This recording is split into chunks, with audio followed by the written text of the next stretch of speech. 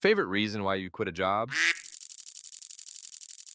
Favorite time I quit. Working at Target temporarily while I looked for something better after moving to a new state. It was awful. Finally, I get another job offer, so I give Target my 2 weeks notice because I was a sucker who still thought that mattered. The next day, I had the Queen Karen of Duck Mountain, Karen, come through my line. She did every single thing you can do to make a cashier's life difficult. 1. Had a cart full to overflowing with kids' clothes. These are so fiddly to scan. We have to keep up a certain items per minute scanned, and clothes always ruin your numbers, but especially kids' clothes. This isn't her fault, but 2. She didn't actually want about 50% of the clothes in her cart. Then why did she bring them to checkout? Because she's a ducking monster, that's why. 3. She starts piling stuff on the belt, but only the stuff she doesn't want. What she wants to actually buy, she insists on handing me, one by one. Even though I cleared the belt of her go-back. The second I laid her precious baby kid clothes on the belt, she shrieks that she doesn't want her things touching the dirty, nasty, filthy belt that goes knows what is spilled on it. 4. I explained to her that we clean the belts like 50 times a day in between customers, and that also I've been at this checkout for 3 hours and no one has spilled on it, but that I have cleaned it like 4 times since I clocked in, because that's what we do. Not good enough for her. I offer to clean the belt again right now, but no. She won't take back the item she had handed me so that I can clean it, and it won't be good enough for her anyway. 5. Okay, fine. So take her items and ring them up one by one, but I do it. Then she starts saying, wait, no, I don't want that one, about things I already rang up and bagged. So I'm holding a new thing, and she wants me to remove a thing I already bagged, and she's holding a bunch of clothes in her hands and can't take the current thing I'm holding, but haven't run up yet, back from me. So I set it down on the clean belt, and she fumes. Literally, I don't know what else I was supposed to do, but okay, I let her fume and kept working. 6. After I swear to God, like 20 minutes of this, we finally get through all her stuff. I have 3 go-back bins full on the floor behind me because the usual single one under my register is full, and then she starts with the coupons, which would have been fine, except that when the 8th one she handed me didn't work. It got flagged as prohibited for being bundled with another one I'd already scanned. She got all pissed off that I'm trying to rip her off. Not target me, personal. She insisted I just punch it in manual, which I literally cannot do. She tells that yes, I can, and tell her I'm sorry, but literally I cannot. I can call a manager if you want. She said yes, call the manager to do your job, sure. 7. So I call the manager, it takes a little while, they show up and can't get the coupon to validate because it can't be bundled with another one she's already using. More yelling. Finally, the manager suggests if she breaks her stuff up into multiple bundles, we can use the coupon on a separate checkout. Karen loves this. It's like she learned a new life hack. So now I have to find the specific right number of the specific line of clothes to remove from her total and set those aside. But help me, not on the belt. And she didn't want to take them back into her cart. She wants me to set them with her other stuff. And at this point, I'm positive she's hoping I accidentally fail to ring her up for some of it and bag it anyway. But I can't set it in that area with bagged stuff. If it's not rung up, that's against the rules. I simply cannot. So I set the things on the belt. And she mutters sarcastic crap like, wow, amazing, incredible, unbelievable.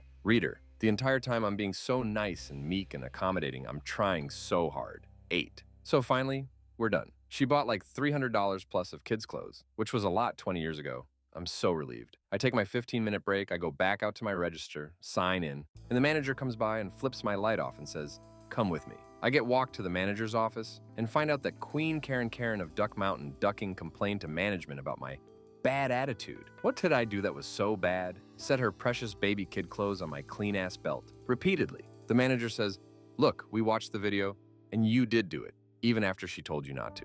And I explained myself. What was I supposed to do? I can't hold a bunch of clothes while ringing some up. I can place items not yet rung up with bagged items. What rule was I supposed to break? And instead of answering, the manager asks, are you sure you're fully committed to working here the rest of your 2 weeks notice? Because it seems like you're not. And I'm taken aback because god damn it, I tried. So I think for a second and then go, you know what? No, I'm not.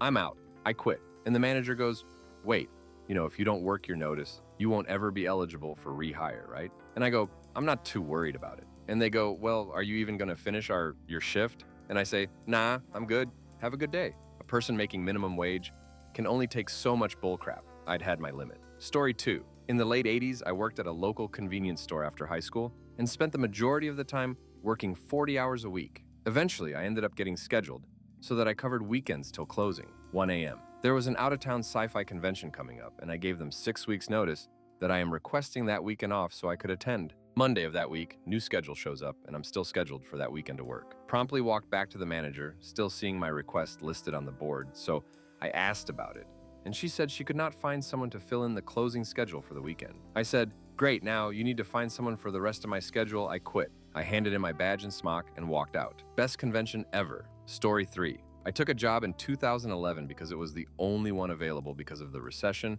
and I took a huge pay cut for it. After 3 years, I began to push for a raise to make my salary in line with someone with my experience in the market. Well, the company is one that requires specialized skills, but I was a special case because they needed someone of my skills, so mine transfer. Word got back to me that the president, when he heard that I was unsatisfied with my salary, said, "Where's he gonna go?" Well, I got on the phone with some former coworkers at previous jobs and within a month had a new job for almost twice what my existing salary was. So that answered where I was going to go. Story 4.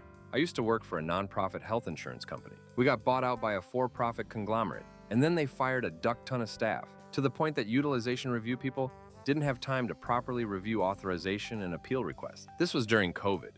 I had the pleasure of helping a gentleman with chronic pain. He had previously gotten approved for a pain procedure, but couldn't get to the office on time to get it done because of COVID. And the new authorization got denied for not enough information to prove medical necessity. I spent 4 hours on the phone with this man.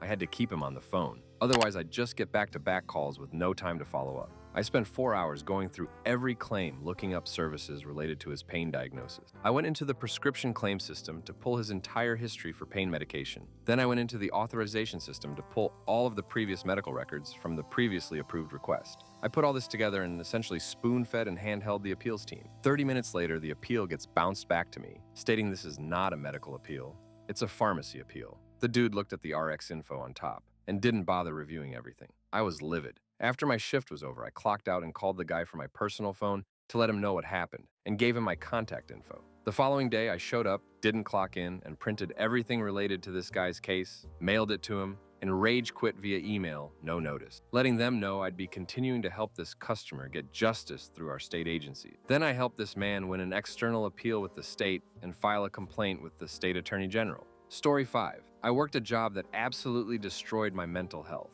My dad was receiving radiation for extremely aggressive cancer, and I took care of all his medical stuff. I worked at a small office with a female manager and 2 other women. The woman beside me was nice and often showed me pictures and whatnot on her phone or Facebook posts. It seemed commonplace. As time went on, her head would be down for 30 minutes at a time, just scrolling on social media. Whatever. Not my business, and if this job is cool and lets you, amazing. So after about 6 weeks of seeing everyone else casually use their phone, I start pulling out mine for maybe 2 minutes at a time every couple hours. While I was waiting for my reports to load, I'd check emails or whatever. The manager picked on me from day one, and she just didn't like me. I could tell right away and probably shouldn't have taken the job. She was on me about everything and overly defensive when it wasn't needed. Finally made it to my 3 months and had my review. She told me I was doing a good job on my work and that she was going to give me the 50-cent raise. Awesome. But then things took a weird turn. She started telling me the other members would be going home during thunderstorms, but I would be required to stay. And then she got on me about my phone. She tried to act like no one else there uses it and completely gaslit me. It was then I realized the reason they gave me that job was because I stupidly said I lived nearby.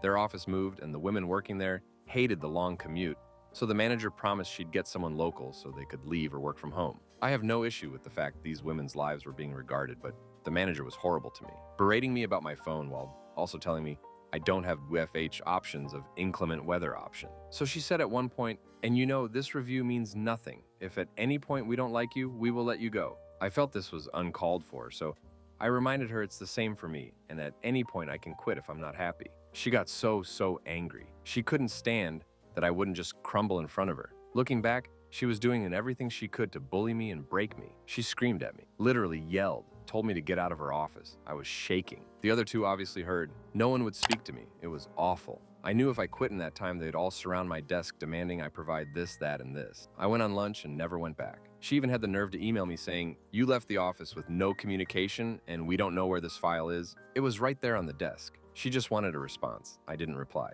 Duck these employers. Story 6. In the late 90s, I quit my job because my buddy, he and I got the jobs together to carpool, was leaving that night at 4:30 to babysit his sister. He was my ride, I told my manager. She didn't care. Stuck me on drive, though, as a punishment. First car pulls up. I go, "Welcome to Rax. What the duck do you want?" People in the car were laughing. My manager started yelling. It was 4:30, so I said I quit. My ride's leaving. That felt good as a teenager. Story 7.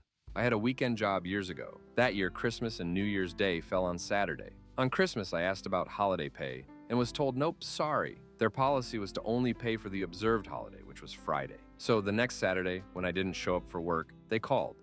I just said, sorry, I don't work on holidays without holiday pay, and hung up. I never spoke to them again. Story 8. In 1998, I was doing a Y2K testing contract for a bank, and I got a phone call about a non-Y2K contract. I wasn't particularly interested as it was significantly further away from home, but I went for the interview anyway, mainly because I'd had a boring week and fancied a trip out. The interview went okay, and I got a phone call next day offering me the job and asking how much I wanted. I still wasn't really interested in it, so I named an outlandish figure that I thought would count me out. They came back 30 minutes later and offered me more than I'd asked for. So I quit my job for an offer I couldn't refuse, and I've never come close to earning what I did over those next 3 years and the 22 years since. The employer? Fujitsu, working on the Post Office Horizon project. That went well. Story 9. The sales manager gave a speech to the whole company that ended with something like, and if you don't like it, you don't have to work here. So I took his advice and quit. HR was like, no, he didn't mean like that. Story 10. Not me, but a coworker. We were university students working at Toys R Us. He won the 50-50 draw at an NHL game, and while that approximately $30,000 wasn't quitting money for an adult with a career, for a university student working a part-time job, he had a resignation letter, effective immediately, just needing the date in his back pocket. He told a few of us that he would use it as soon as he got an annoying customer or a manager pissed him off. Given that it was Toys R Us in the holiday season, I was surprised he lasted a shift and a half. Dramatically quit in the middle of an aisle with a Hot Wheels collector, and then came back at the end of the shift with pizza and beer for us. Story 11. After working for 8 years full-time and putting myself through school for almost 5 years, I graduated university, and as a treat after paying off all my debts and saving up money, I quit my job to travel for 6 months. I still remember my drive home on my last day. I felt so ducking free. That was mid-2019, right before COVID hit. I got so lucky with my timing. Being able to solo travel through Europe without stress and worry was amazing. I type this from my current job and wish every day I wish I could be jobless by choice again. Story 12. I worked for a horrible, micromanaging, control freak tyrant who insisted I do the work of 4 people. When I asked for additional resources to help carry the load, she assigned the dumbest, most chaotically incompetent, narcissistic moron I have ever met to help me. This actually added to my workload, since I now got useless support that actively made everything worse. So now I have the work of 4 people, and I have to babysit the office idiot who, by some miracle, has never gotten in trouble for sucking at her job. The office idiot basically did the equivalent of drawing all over my work with crayons and making everything worse and reflecting very poorly on me just by association. It was seriously so embarrassing. I'm a copywriter, and the writing support she gave me made the whole company sound like a bunch of bumbling idiots. Seriously.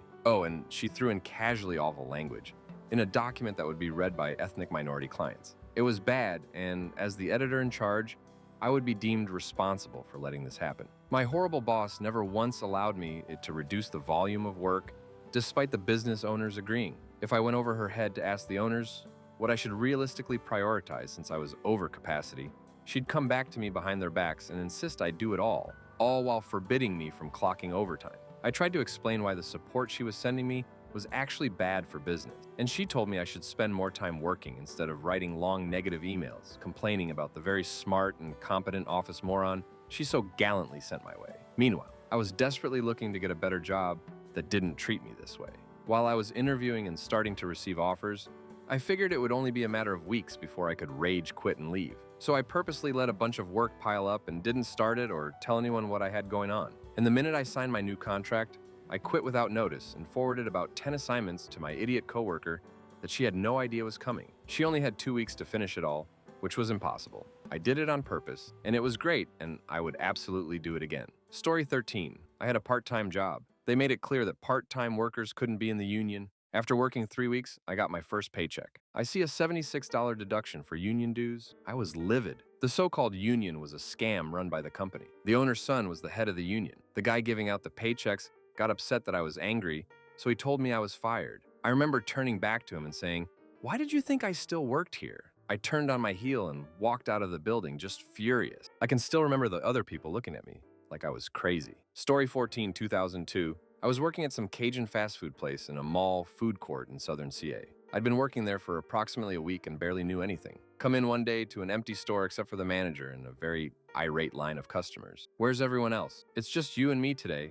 The rest of the staff got deported. You're in charge of the kitchen. I said nothing, just turned right around and went home. Applied for and got a gas station job the next day. Story 15. My first ever job was washing cars for a car rental place. My sister was a manager and ran a few branches and got me the job. At the branch I worked at, the manager likes to park his Trans Am in the small lot with the rental cars at a hotel. I was 18, hadn't been driving long, and accidentally SCD his car with a company cargo van. I didn't even get fired or anything, but I was so embarrassed. So the next day I'm taking one of the rental cars to get an oil change, and the sweet lady who owned the place with her family asks me how it's going. She knows all their car washers and she knows I'm new. I tell her, oh, fine. And she says, you know, your boss was here a few hours ago getting his car looked at to see if we could get a scratch out for him. And I was like, oh man, it was me. I'm so embarrassed. And she offers me a job. She sympathizes with how embarrassing that must be and offers me a front desk job there, which I happily accept. They had always been super nice to me, so why not? Both pay minimum wage anyway, and this way I won't have to wash cars and be wet and cold all day. Plus it's better and more hours. So that's how I quit my first job after 6 weeks. Hi,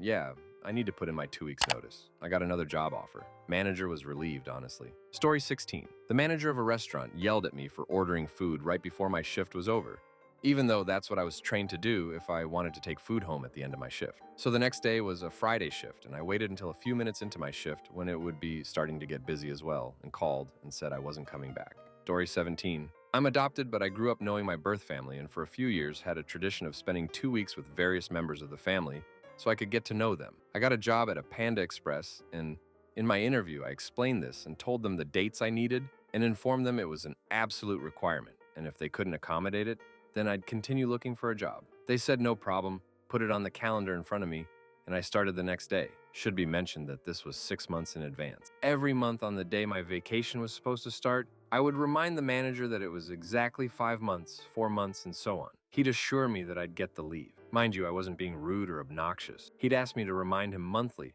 which should have been a red flag, but I was 16 and had little experience. So the month arrives, and I look at the calendar in his office, and he's straight up used whiteout over the arrows marking off the days for my trip. He tried telling me I was seeing things and that it was the first time he's heard of my vacation needs, and I hadn't earned time off. I wasn't expecting paid leave or anything, just the time off. I quit on the spot and was later told by a coworker that he had just given my vacation slot to someone else who had asked for the time off with no real notice. Got to go on my trip and got hired at a place much closer to my house the same day I quit. They were more than happy to give me the time off. Story 18. Not nearly as satisfying, but I was working full-time at a grocery store, the early morning stocking shift, and I decided to pick up a second job at a clothing store so I could get a discount and pick up some extra cash. When hired, I told the manager that I was available for shifts only in the afternoon and evening. 2 weeks in, she schedules me for a 4 a.m. inventory count shift. I reminded her at the time that she had agreed what my availability was, and that was my one day to sleep in that week. She said,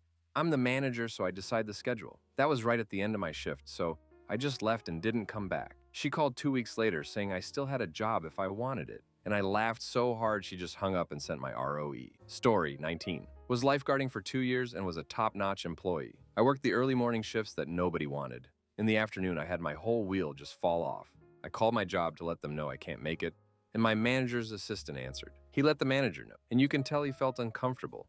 But he said, he told me to say either find a friend, get a taxi, or start walking because you better be there tomorrow. So I said, well, you find someone else because I quit. Told the car place I was at that was fixing my car about what happened, and they said they'd give me a job and it pays better. Funny thing is, the manager called the next day asking if we can meet. I said sure. He basically tried to blame everything on the assistant and didn't take accountability, so said I wasn't interested and that I already have a job. No regrets. Story 20. I gave 6 months notice and mentioned it at least once a month leading up to the day. The night before, I reminded my boss I was headed out in the morning. He told me if I wasn't there in the AM, I was considered as quitting. Roger that, Jefe. The next morning, I sent him a pic of the international departures at LGA and boarded my flight to Spain. Duck Kevin. Story 21. Me and my best friend in college worked at the same place. Our boss somewhat liked me, but for some reason she could not stand my best friend. I remember I had the day off, but my friend didn't, and something happened. I can't exactly remember what it was. Either her car broke down and she was stranded somewhere or something and called in.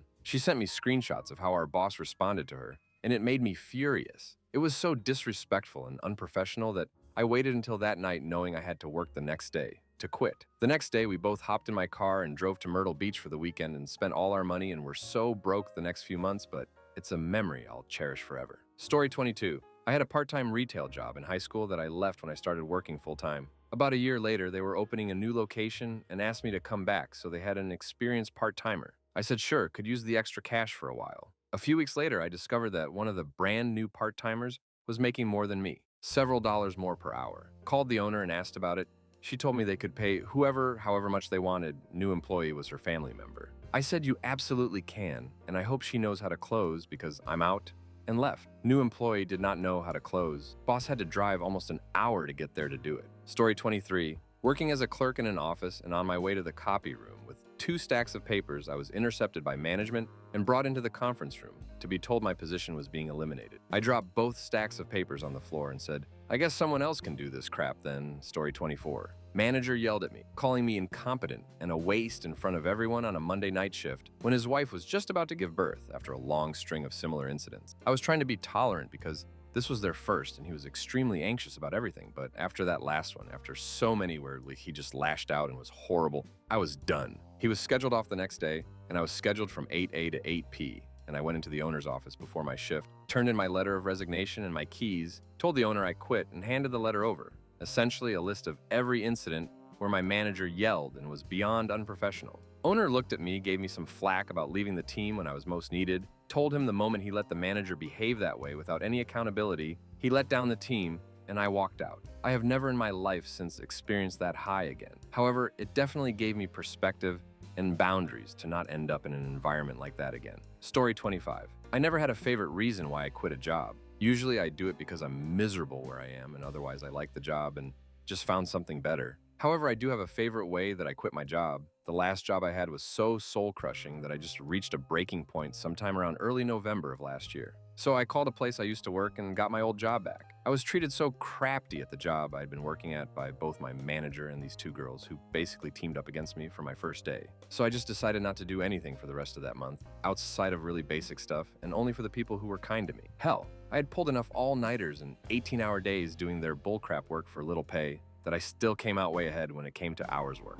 I decided that I was going to quit the Monday before Thanksgiving when contracts were due for Salesforce on Wednesday. Contracts and change order adjustments are very important and time-consuming, and project managers need them to be kept up to date. So when Monday came around, I just sent a polite email to my manager informing him that I was resigning effective immediately. Hope those assholes enjoyed doing all the extra work on 2 days' notice. Story 26. Got a job at a vet office when I was in my 20s, the first ducking day.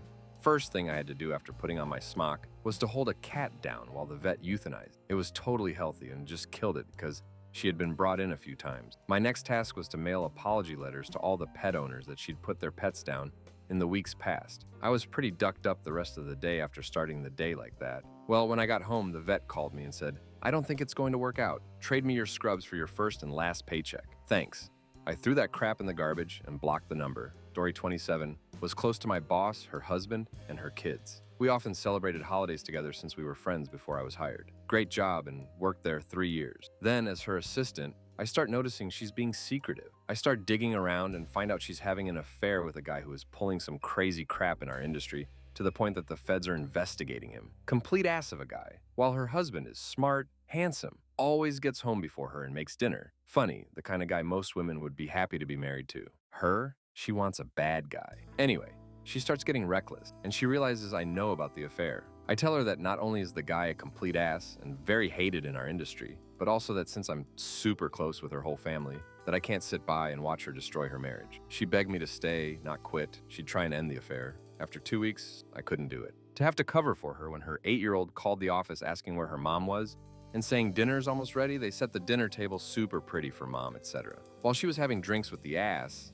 nope, quit. The ass ended up in jail within a year and she blew up her marriage and lost custody of her kids. Just stupid. Story 28. My boss was a useless, whiny, immature fool who delegated 95% of his work to me and my counterpart. Everyone knew, but no one wanted to do anything because the work is getting done. I quit and they fired him within a few months because the work wasn't getting done. Story 29. Worked at a bank back in '96. Trained for 2 weeks, went great. Got to my branch the following week and the teller they put me with said right in front of me, "Why do they always stick me with the new one?" I thought, so this is how it's going to be? I got yelled at by several customers that had special privileges, no check fee if they worked for this or that company, VIP accounts and such, that no one told me about. They were so hateful to another teller who was 18 and pregnant, also married, so I don't know what their problem was. Just the nastiest, most pretentious gossiping harpies you could ever meet. Lasted 1 month. I left my badge on the counter at closing time.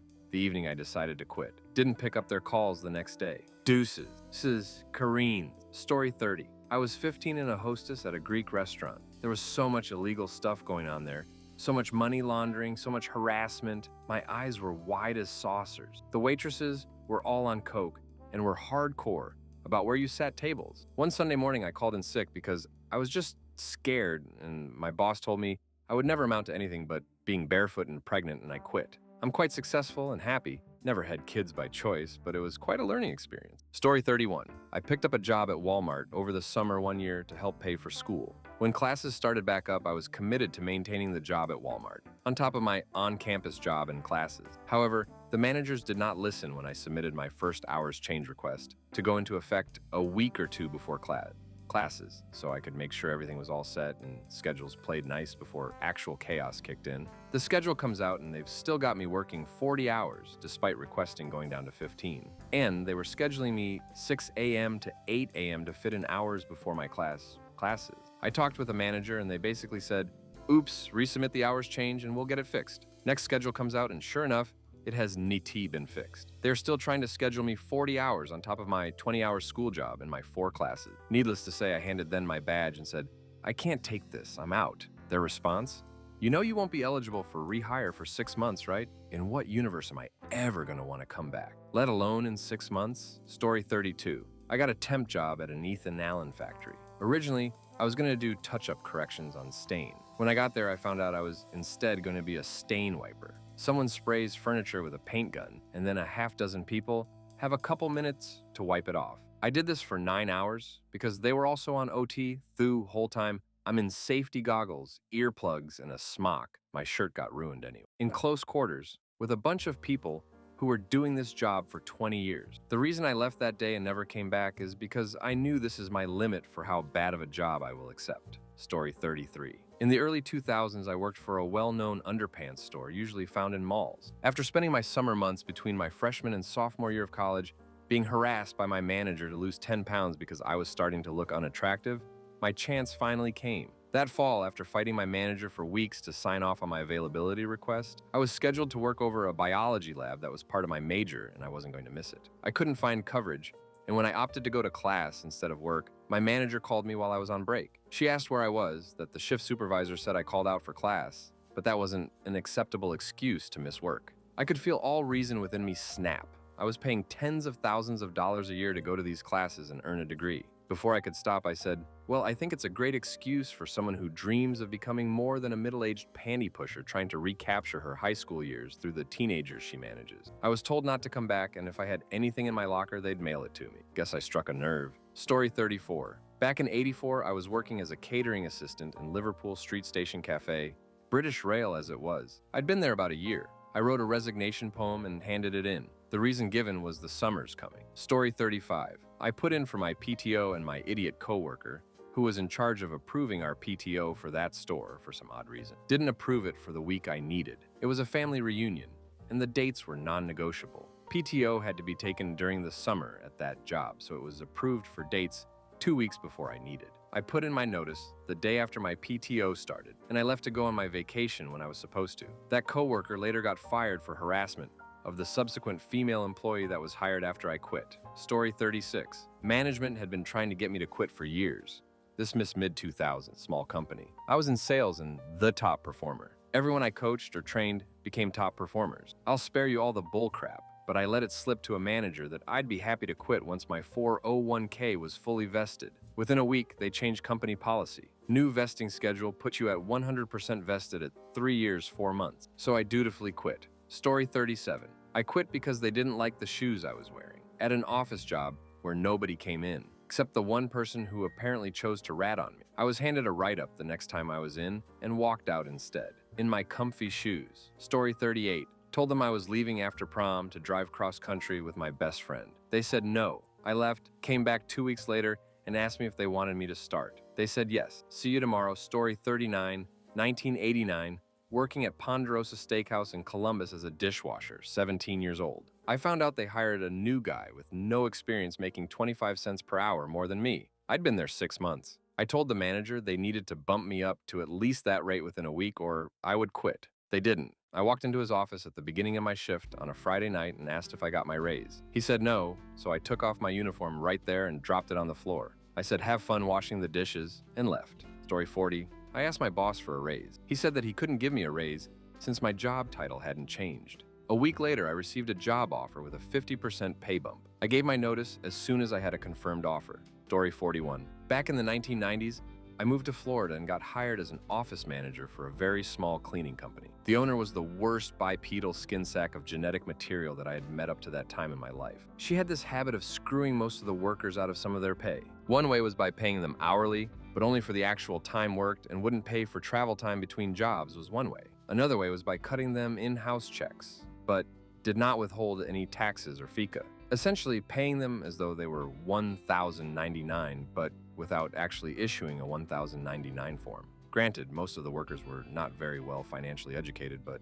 still, they're human beings trying to eke out a living. This Karen used a payroll company who also provided the bond and insurance coverage needed, but since it cost money for every dollar of payroll processed, only select workers were paid that way. And those workers were also the only ones who were actually bonded and insured. The IRS, not to mention the state of FL, would have had a field day with this bimbo. Don't ask why I didn't turn her in. Let's just say I was in a rather tough spot. After about a year, I found another job. I walked into her office and told her my last day would be in 2 days. She went ballistic, stormed out of her own office, and slammed the door. She didn't come back, so I just left her office after a few minutes and went back to my soon-to-be former job. The look on her face was priceless, though. Story 42. My grandfather was dying. He had been sick for a few years, but when he went into the hospital in 1993, we knew it was a matter of days. Went to the morning meeting and told the boss I had to leave for home. A 6-hour drive. Boss, if you leave, you won't have a job when you get back. Me. Okay, bye. Story 43. I got a job at one of those non-corporate AT&T stores. After leaving a real AT&T store I had worked at for about 5 years. Manager was a real douche canoe and would often take new phones that were in inventory out of their boxes and input his own SIM card into them for his personal use. No big deal, as it wasn't my phone or my money. But I'll come back to this. What did get me was that he would straight up tell us to lie to customers about the amount of cash back or the discounted rates they would get if they signed up for DirecTV. At the time, we would get pretty impressive bonuses for selling a certain amount of these services. I refused, and he threatened to fire me, so I wrote this long-ass email to corporate about it, and just in case they were also horrible people and would look the other way because, well, profit, I made sure to let them know about how much fun he was having using all of their phones. 2 days later, a few big wigs came in to ask me questions, and the fear I saw in his eyes as he was asking every employee what could be going on made me bust out laughing. I told him I ratted him out and that he straight up deserved it. I waited till he got fired about a half hour later, and then I quit. Story 44. They cut my hours to 1 day a week after I've been asking, and promised more than 20 hours a week. When the schedule was posted, I closed the restaurant alone that night. Didn't do a single dish, count a single dollar. Just shoved the food back in the cooler and locked the door. A huge mountain of dishes, nothing stocked, dirty floors and laundry. Felt pretty good. I wish I took a picture of the mess I was supposed to clean alone. Story 45. I was the assistant manager of an oil change place. I was training a new hire and he filled a customer's coolant tank with wiper fluid and vice versa. The customer was pissed when he heard me saying what was wrong and how to fix it and was freaking out. Now the guy that trained me would have screamed about it, but that's not me. Regardless, the new guy got all upset about messing up, called me a slur, and I tried to fire him on the spot. The manager came out. He sat in the office on his phone all day and let me do all the work, and tried to calm everyone down, but wouldn't back me up and said the new guy could stay. So I quit on the spot. Story 46. I worked a grill at a restaurant that cooked salmon, steak, burgers, chicken breasts, ribs, and lobster. We were in a rush and were out of salmon fillets. The manager said that only managers can portion out the salmon. As soon as I saw the order for salmon, among the 15 or more other orders for the grill, I let the FOH manager know we were out so they could cut some more for me. Dude comes back 20 minutes later asking where that salmon platter is. I told him that I let him know we were out of salmon, we needed some cut up. He then tells me switch spots with the other grill cook, who was more experienced and was faster. but still can't crap out a cooked salmon that doesn't exist. I switched, and after 5 minutes of brewing on the insult, I walked to the manager and said that he may want to go help out the other cook because I quit. Gave him my hat and apron, clocked out, and never looked back. Found out later all of the managers and store manager got fired because they sucked so bad at their jobs. Story 47. I quit my job at SBX over text at 3:30 in the morning because I was scheduled to work an opening shift with our dumbass, useless new store manager. I was a shift supervisor at that store for 2+ years, and if I had to do that one more time, I was going to go start sunbathing in the drive-thru lane. Then I went back to bed. It was great. Story 48. Lack of training was a fun one. This was about 14 years ago. I worked for a big box store in the back room, and my main job was filling flatbed carts with product to go to the sales floor. I'd get a list of products on my little computer thing at the top of the hour and have a set amount of time to fill the order. Of course, as my luck would have it, we were chronically understaffed in the back, and a nearby distribution center had closed, landing us with a ton of excess product in the freezer and main aisles that I had to fight through every day.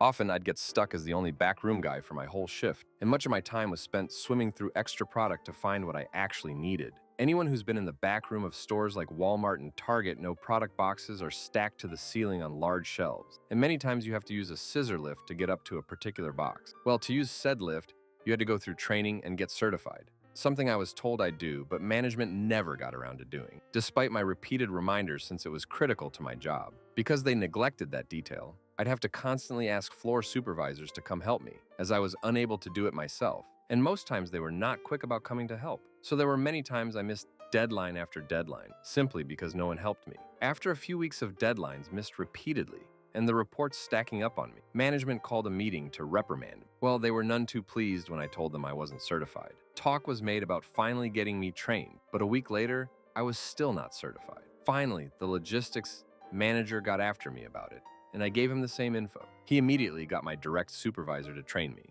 who was pissed he was getting pulled off his own work to train me. The supervisor then proceeded to half-ass my training, then promptly found a way to get distracted, and I didn't get my certification again. At this point, I figured I was tired of getting griped at for not being able to do anything about bad performance reports, and I told them to go find someone else. Story 49. Worked in a manufacturing plant years ago. Supervisor forced us to stay after our shift to go through some pallets that had issues. I usually gave a coworker a ride home, and she had to get home to let her babysitter go home. I opted to go help her and refused to stay. My supervisor pulled me aside and told me if I left, don't come back. So I clocked out and took her home. A few hours later, I got a call from my supervisor telling me that I still had a job. Apparently, one of the other supervisors scolded him. To this day, I'm not sure if I quit or if I was fired. Story 50. I was working in a Best Buy in their home theater Magnolia department. It's like the high-end home theater stuff. And found out that the worst and laziest employee we had in all of home theater was the highest paid person in our team. I had the highest sales numbers in our district, had the highest attach rate of Geek Squad installations and services, was awarded Employee of the Quarter, won every customer service feedback competition our store ever had. I was also the person who solved all of the OMS, the ordering system for services issues, on a regular basis for all departments. I went and asked for a raise. I gave them an expected number, a little bit higher than the other employee, explained how much of an asset I am, and that I would be putting in my notice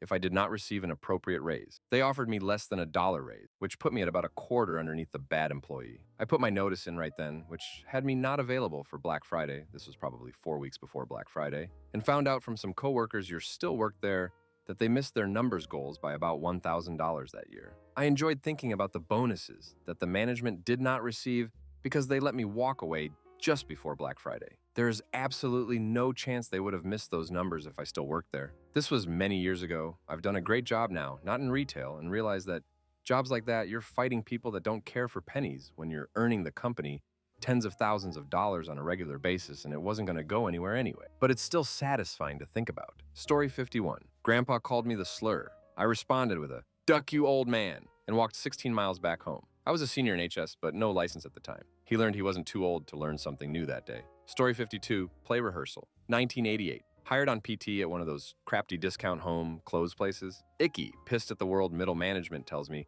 they need me to stay until closing because of multiple call-offs. It's my first day on that job, so I bounce on time. When she tried to stop me, I tossed her my apron with name tag still attached and say, "I quit." Never did pick up my check for the 4 hours I worked. Hope nasty Ms. Gooley made it all the way to closing time. Story 53. Worked in the admin office of a daycare about 10 years ago. The owner of the company, hereinafter known as the Toad, expected me to work on a holiday when, 1. I'd already made plans for the holiday, including a job interview. 2. I'd already put in 58 hours of work that week. 3. I was sick from stress and overwork and had been warned by one of my doctors that my current situation was unsustainable and bad for my health. And 4. The work she expected me to do, supervising a handyman who hadn't completed his work, could have been avoided if she'd communicated her expectations more clearly to him at the start of the job. The toad not only expected me to make her lack of planning my emergency, but also tried to guilt trip me into working the holiday because it was her dead mommy's birthday. I scheduled an emergency appointment with my healthcare provider after a talk with his after-hours nurse. First thing in the morning, on the holiday, as instructed by the nurse. Spoiler alert, doctor advised me to quit. Then I blocked all the toad's phone numbers and email. I paid a visit to the office later that night when no one else was there to leave my keys and resignation letter. This is my favorite reason why I quit, because I ended up getting unemployment even though I quit. Duck you, Paula. And also because at a follow-up appointment with the doctor, I found out that quitting when I did had probably saved my life. Story 54. Good for you. I did the same for Bowie. Glass Spider Tour. Gave them plenty of notice. Also told them I'd be meeting Bowie before the show, so yeah. No, I wouldn't actually be coming in that day. It was easy to get nearly anyone on staff to replace me those 10 hours. This boss tried to say no. I said, oh, too bad. Well, if you change your mind, let me know. And I'll put in my 2 weeks prior to the concert date. Somehow they got my shift replaced, but not before giving me crap about it for months before. I think they were just pissed I got to meet him, because boy, they wanted to hear all about it the next day. Did the same 2 weeks threat for Foo Fighters. Never stay a slave. When you're old, that job won't matter. The concerts will. All you get to yourself are your memories. Don't let anyone take those out from under you. To answer, worked at CBS in San Francisco. Had weirdly hostile female coworkers. I was new, had no idea what their deal was, but wasn't going to have that. Went to lunch, never came back, never called to quit. Story 55. In 2012, I was a cashier at Walmart. Typical policy for requesting time off was 3 weeks ahead of time. 4 for cashiers. I wanted a few days off for Anime North, which falls on the weekend after the Victoria Day weekend. To make sure I was covered, I requested closer to 8. I got only one of the days off, and when I asked my front-end manager, she said she didn't get the request on time and claimed it has to be 5 weeks in advance. I managed to get someone to take one of the days, but nobody was willing to take the others. So I no-showed one of them because anxiety stopped me from calling in, and I left the con early to make my shift. Almost 12 years later, and I wish I didn't ducking do that. Found a new job not much more than a month later, which I might not have had to do because a few cashiers complained about her crap to the store manager, and she was forced to step down. I should have done the same. Story 56. In 1999, I quit my job at Hot Topic because they denied my time off request to see Blink 182. In 2000, I quit a telemarketing job because they wouldn't let take off for a mandatory school-related activity for my AP class. Story 57. I worked for a girl, cleaning. I was her main cleaner. Every new client was sent to me because I was the best. That's fine, I don't care really. I hooked them in every time. Being a cleaner soon turned into me doing everything besides answering the phone and writing the appointments down. Any issues were mine to fix. Soon enough, I want a raise. She kept putting it off. One day in conversation, she tells me that she gave another girl, who was terrible at her job, an incentive raise in hopes she will start wanting to do better at work. Next day, me and said girl get put on a house together. A big, deep clean. We split. I do this half, she does the other. The following week, I get sent back to that house. The client wants once a week maintenance. I'm cleaning and get to the half that the girl did and realize she did nothing. I call my boss and tell her I'm going to fix it and I will be paid extra.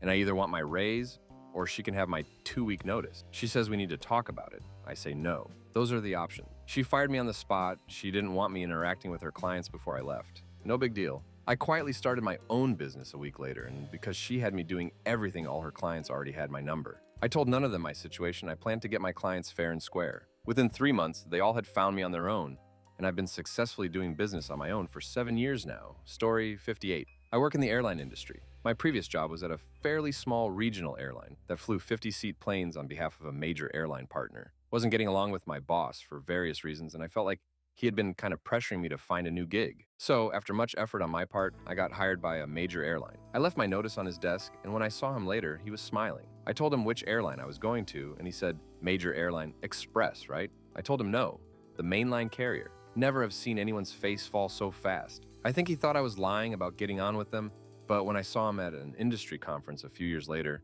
he finally realized I'd been telling the truth. On a positive note, they did pay me for my last 2 weeks at the regional airline without me having to work them. Why? I am not sure, but I didn't complain. Story 59. Back in 2003, I was working for a housing authority. I had a client that came in with most of her 10 children.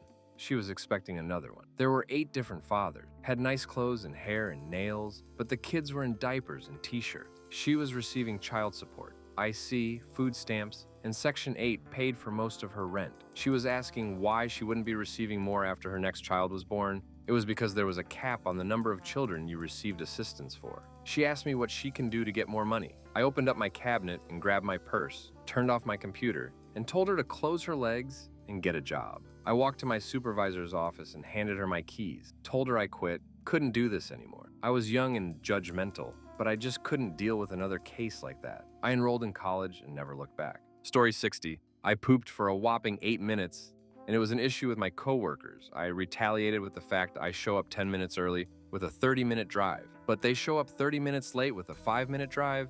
That's not for you to worry about, says the boss. Well, it impacts my workday every day. I've never left a meeting so fast. And to add on to it, every single week I had to hear, "Oh, I have no money, I'm so broke." But yet, you show up late, offer no help, and leave an hour or more before me. I now make almost $15 more and they still work there. I saw an Indeed app go up a few weeks back, and they still offer the exact amount they did when I started 5 years ago, story 61. I had put in my 2 weeks notice. A manager asked me if I just wanted to quit that day. I said no, but then had a minute to think and thought that if that's the 2-bit operations they were running, this place was notorious for people hating to work there. I was out that day. Just as I was telling them I was out that day, a different manager was lecturing me about the fact I wouldn't be eligible for rehire. I just told them that's fine. They were a convenience job until I moved on to a better one, which I had and why I put in my 2 weeks in the first place. Left hand didn't know what the right hand was doing. Story 62. While the official reason was getting a promotion at my second job, I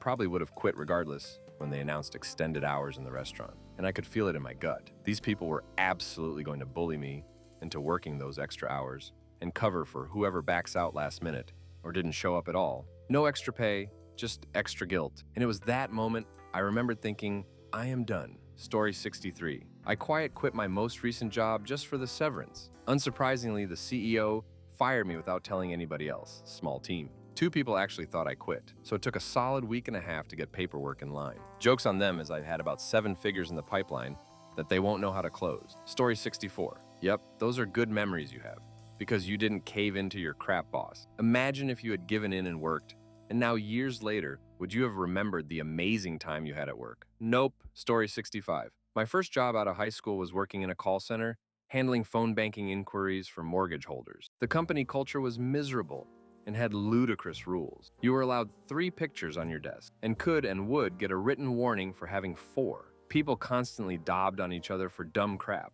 One girl got a formal warning for reading a book about pagan magic in the staff room. A religious staff member was offended by someone having satanic material in the same room as her. Someone else got a formal warning because they had opened an email that had a picture of a cartoon Easter bunny being run over by a car. An overly sensitive staff member saw the picture on their coworker's screen, was upset and reported it. There was heaps of pressure to keep the average call time below 1 minute, 30 seconds. But I always did whatever it took to resolve callers' issues, and no one ever calls their bank because everything's going great. My average call time was close to 230 seconds, but I had a customer satisfaction rating of 100%. Just to be clear, this was unheard of. The closest satisfaction rating to mine was under 80%. I got called in for a performance review and was told that I was letting customers down. My managers told me that these people are calling during work breaks and I'm taking a minute more of their time than I should be. I was asked to think about how much happier they would be if I got my ACT down by 60. This was obviously bullcrap.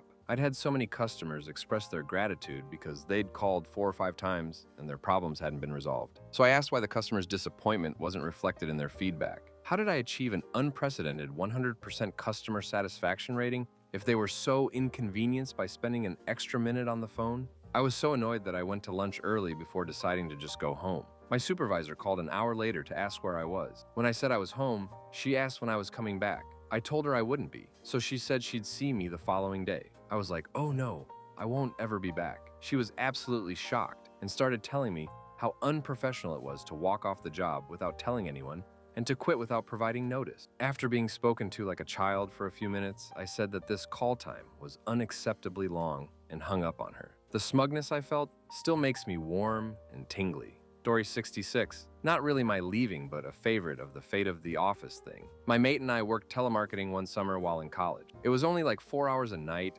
MF and Saturday mornings, but it still sucked. We started in June and we really didn't know how long the job was for, but we both intended to just work through the entire summer up to when school started back up. We made it to around the second week in August. One day we were riding in together just down in the dumps and I was like, let's quit tonight. We at least told the boss in person rather than just straight up ditching. He was kind of annoyed with us because as much as it sucked, we weren't half bad at what we did. Sometime around October, I run into another guy that worked that job. I asked him how did the whole job end. He proceeds to tell me the boss we worked just stopped showing up himself at the end of August, but some other guy took over. He never really told them not to stop coming, but around mid-September, they had exhausted all the leads and weren't really doing much of anything. The last week of the month, they showed up for a shift and the boss was standing outside the office door and told people as they showed up that the job was over and that their outstanding pay would be mailed to them. We were just kind of bummed. We missed out on a month of getting paid, albeit min wage, for doing next to nothing. Story 67 camping was having so much fun. I had to drive 50 miles to get a signal to call in, boss, says unexpectable.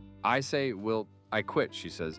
No, you're fired, who cares, stayed another 4 days, Story 68. In the 90s, I was a Solaris sysadmin, working at a semiconductor company. I was in charge of the network for software development for a half dozen teams working on different projects, their workstations and their servers. The company's product used Solaris workstations for process control. So I was also working with manufacturing to spec workstations, maintain the software distribution, document all the loading and setup processes, and even take occasional calls from customers who had production line problems, 50-plus hour weeks, plus 2 hours of commute a day. One day, my manager asked if I was interested in being a Windows 95 sysadmin. It always helps to know more, so I agreed and took the basic Win 95 system admin courses. Then I found out that they wanted me to take the courses so that I could support the offices for those half dozen teams, plus the hardware support, plus help desk for all the users. That way they could save money on IT costs with the company's central IT unit. This, in addition to still being the Solaris admin for development and production. I called the guy who had been my mentor, and within a month I had a job at his company. Don't know what they did to replace me, but at my farewell lunch, they gave me a baseball cap, a pre-owned baseball cap.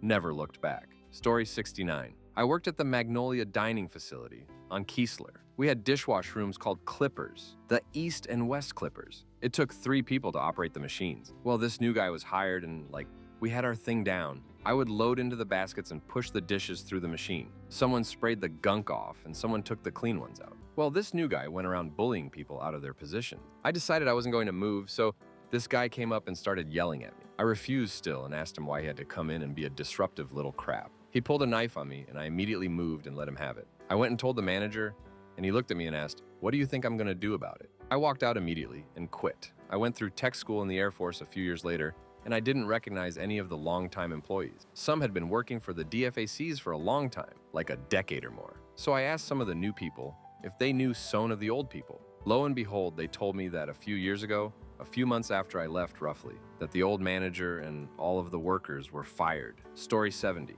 I have a couple, but one stands out to me. I was working as a senior medical assistant at a Planned Parenthood for 3 years. I was very good at my job, the doctors, MPS loved me, my patients loved me, etc. I absolutely loved and adored my job. I truly considered it my dream job and wanted it to be my forever home. At previous jobs, I tended to ruffle management's feathers because I'm not afraid to speak up about things and call out management for playing favorites or having different sets of standards for different employees. I had just that happen at this office. There was one MA above me who had been there for years. She happened to be best friends with the clinic manager. This MA was incredibly lazy. On a normal day where I would triage 30-plus patients, we'd be lucky if she triaged 2. She would sit around FaceTiming her friends, kids, getting on the phone to pay bills, showing up 45 minutes late because she got Starbucks for herself and the manager, taking 10-plus smoke breaks. Just an absolute dog crap employee. Also not even a likable person. She got away with all of this because of her friendship with the clinic manager.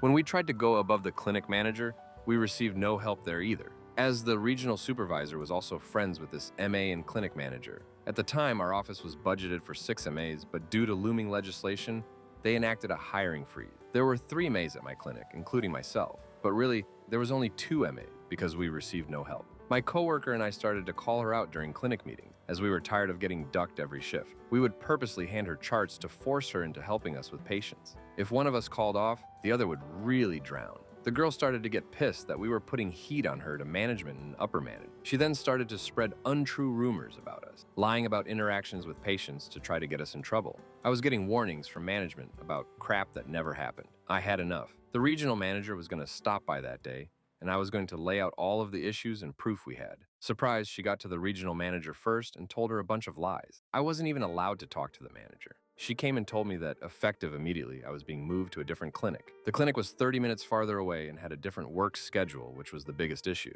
My daughter's childcare was built around my schedule, and my husband's job was as well. I brought up that this wasn't feasible for me and noted the reasons I provided above. The manager told me, respectfully, I don't care. Figure it out. I was livid. Someone just getting transferred to a different clinic with no notice did not happen unless the employee agreed to an internal transfer. This was the cherry on top of a lot of managerial issues at this job. I realized that I would never be respected at this job unless that MA left, which I knew she wouldn't. Why would she? She was coming to work to make $23 an hour and do nothing. I wouldn't leave either if I was her. Before the regional manager could leave, I told her, yeah, well, respectfully, consider this my 2-week notice. And I left for the day. She started to blow up my phone in a panic.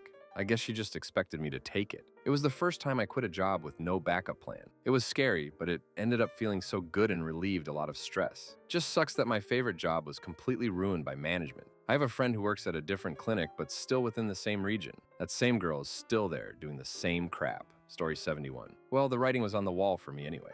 My attendance wasn't super great near the end.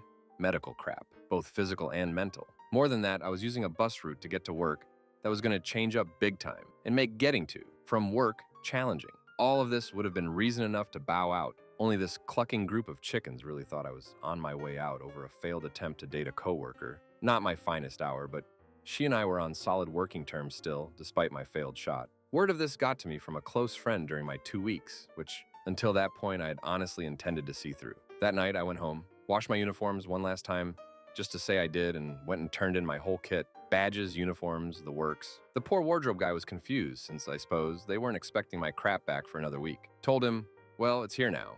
And honestly, if I never see it again, it'll be too soon. The man looked surprised, but didn't give the chance to respond as I strolled off to go turn in my badge. Now, I will miss the old gal worked security there. Cynthia, if you see this, you're a real one, because she was legitimately sad to see me go. But she also knew my department's turnover rate was one of the worst in the building. Tossed my license in the trash on the way out the door, and blasted So Long Dearie from Hello Dolly as I'm driving out the parking lot. Story 72. I didn't exactly quit, but I definitely didn't go back to work there. I accidentally walked off of a roof. There was a tarp nailed to the edge of the roof, and the wind was blowing fairly hard, so it made it look like there was a roof where there wasn't. I essentially took a step, and then, oh, where am I? I couldn't sit up, and my arm felt like it was on fire. Turned out my shoulder was dislocated. Mom took me to the ER to get it reset. Hated coming out of the anesthesia. I genuinely forgot about existence itself, and I went home. That was that. The story 73, my 2 last crap employers in Colorado. People would never show up to relieve me after my shift ended, sometimes stranding me for hours when I have doctor's appointments in the morning. Never seen a raise after begging for years in need of one. District manager agrees, raises are years overdue. Ducking douchebag. I have a feeling now that they're giving me crap reviews when I apply for jobs because I left and tired of being ducked by them. Story 74. I didn't quit, but I was fired. I basically quit by making them fire me. I told the second in command to go duck himself in front of the entire warehouse. It was extremely gratifying. Story 75. I used to work at a restaurant while doing studies at university. Since I was the newest waitress, I got the crappiest section of the restaurant that had many booths that could hold up to 4 people, while the long-timers had the luxury of serving big parties, which got way more tips. Since I had that section, I was given the duty of cleaning the entire restaurant and bathrooms by the end of the night, while the other waitresses had no cleaning duties. It was frustrating to say the least. A few months go by and I am increasingly frustrated that I am doing a lot of work for what I was getting paid. I am told by the manager, who also waitresses, that they are letting me go because they need someone with more availability. Fine, no big deal. The morning shift I worked at, after being told I'm let go the night before, the owner asks me to do a bunch of extra cleaning in front of house. I was so tilted that never have I been asked to clean this area, and that on my last day I am told to do extra. I threw the broom on the floor and left that moment. It was extremely gratifying. Story 76. Subcontracted floor maintenance for Kmart. My supervisor was really lazy. He would sit in the break room for hours, watching TV, then rush around like crazy the last 2 hours to get the floors buffed. Occasionally, we would still be running the buffer when the store opened.